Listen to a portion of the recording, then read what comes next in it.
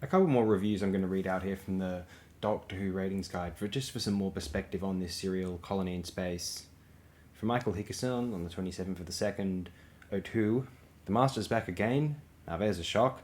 Nestled in between the lackluster claws of Axos and the superlative The Daemons resides probably the most overlooked story of Season 8 Colony in Space. It's interesting to see that as time has gone on and the relative merits of Who stories from the Pertwee era are discussed and debated, that Colony rarely comes into the conversation. In a lot of ways, it feels like it should be more significant than it actually is.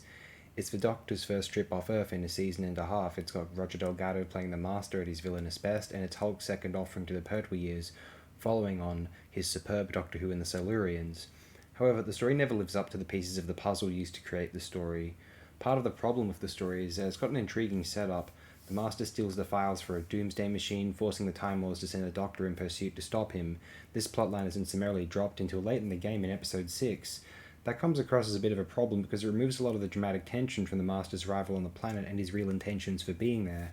As the audience, we know too much about his quest and what he's really up to, whereas in previous stories such as Terror of the Autons or Mind of Evil, the Master had plots within plots and was continually surprising the audience as the real scope of what he was up to was revealed. Another part of the story's problems is the pacing is off. Colony in Space is extremely top-heavy in terms of the plotline. The first two episodes set up a lot of conflict and tension, only to see it all fall by the wayside midway through episode 3. The final 3 episodes consist of little more than the colonists and IMC people battling for power, with each group holding the power for about 10 screen minutes, and then a great big gun battle erupted.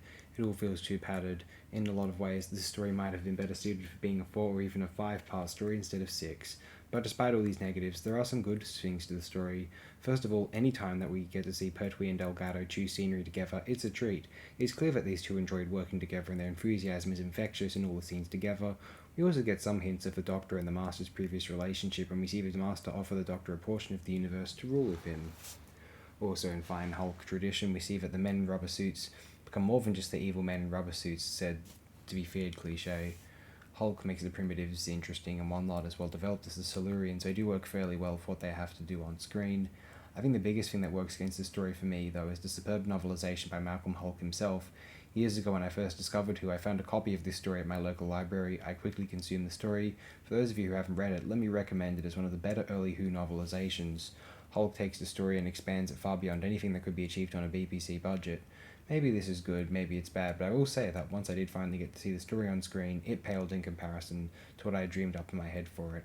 It's a case of the novelization almost being too good for the material it was based on.